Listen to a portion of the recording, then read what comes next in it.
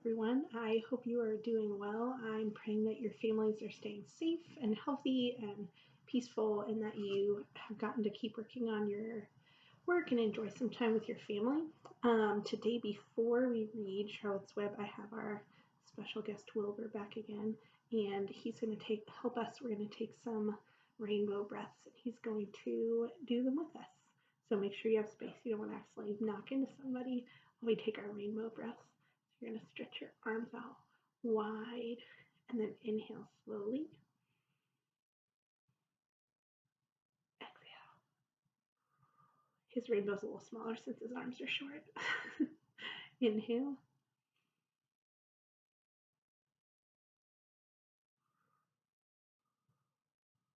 Let's do two more.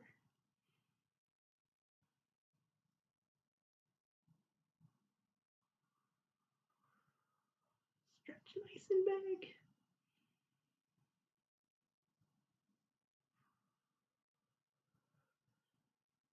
All right, find a comfy spot while I get Wilbur situated up here so he can hear the story today.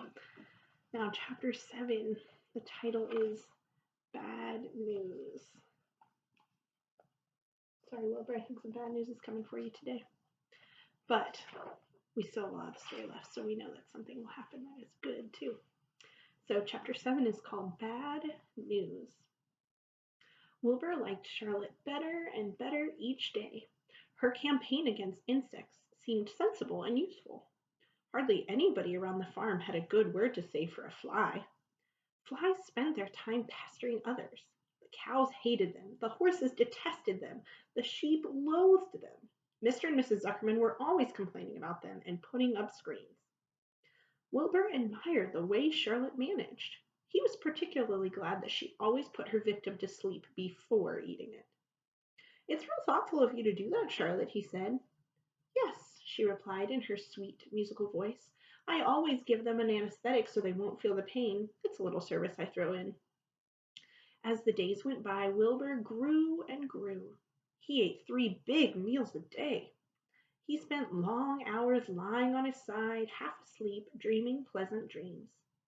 He enjoyed good health, and he gained a lot of weight. One afternoon, when Fern was sitting on her stool, the oldest sheep walked into the barn and stopped to pay a call to Wilbur. "Hello," she said. "Seems to me you're putting on weight." "Yes, I guess I am," replied Wilbur. "At my age, it's just a good idea to keep gaining." "Just the same, I don't envy you," said the old sheep. "You know why they're fattening you up, don't you?" "No," said Wilbur. "Well, I don't like to spread bad news," said the sheep, "but they're fattening you up because they're going to kill you, that's why." "They're going to what?" screamed Wilbur. Fern grew rigid in her stool. "Kill you, turn you into bacon and ham," continued the old sheep. "Almost all young pigs get murdered by the farmer as soon as the real cold weather sets in. There's a regular conspiracy around here to kill you at Christmas time. Everybody's in on the plot. Lurvy, Zuckerman, even John Arable." "Mr. Arable," sobbed Wilbur. "Fern's father?" "Certainly. When a pig is to be butchered, everybody helps. I'm an old sheep, and I've seen the same thing, same old business year after year. Arable arrives with his gun, shoots the—" "Stop!" screamed Wilbur. "I don't want to die. Save me! Somebody save me!" Fern was just about to jump up when a voice was heard. "Be quiet, Wilbur," said Charlotte, who had been listening to this awful conversation. "I can't be quiet," screamed Wilbur, racing up and down. "I don't want to be killed. I don't want to die. Is it true what the old chief says, Charlotte? Is it true that they're going to kill me when the cold weather comes?" "Oh, poor Wilbur. Here he is with the sheep. All sad, concerned, devastated." "Well," said the spider, plucking thoughtfully at her web, "the old sheep has been around this barn a long time.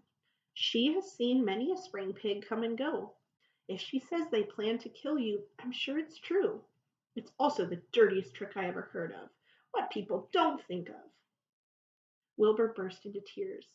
"I don't want to die," he moaned. "I want to stay alive right here in my comfortable manure pile with all my friends. I want to breathe the beautiful air and lie in the beautiful sun." "You're certainly making a beautiful noise," snapped the old sheep. "I don't want to die," screamed Wilbur, throwing himself to the ground. "You shall not die," said Charlotte briskly. "What? Really?" cried Wilbur. "Who's going to save me?" I am, said Charlotte. How? Asked Wilbur. That remains to be seen. But I am going to save you, and I want you to quiet down immediately. You're carrying on in a childish way. Stop your crying. I can't stand hysterics. That's the end of our chapter, but I wonder what Charlotte is going to do to help Wilbur. She's a spider. I wonder what she could do. You'll have to come back for chapter 8 so we can find out what starts to happen. How is Charlotte and Fern going to help save Wilbur? You might join us again another time to also find out the good news, but goodbye for now.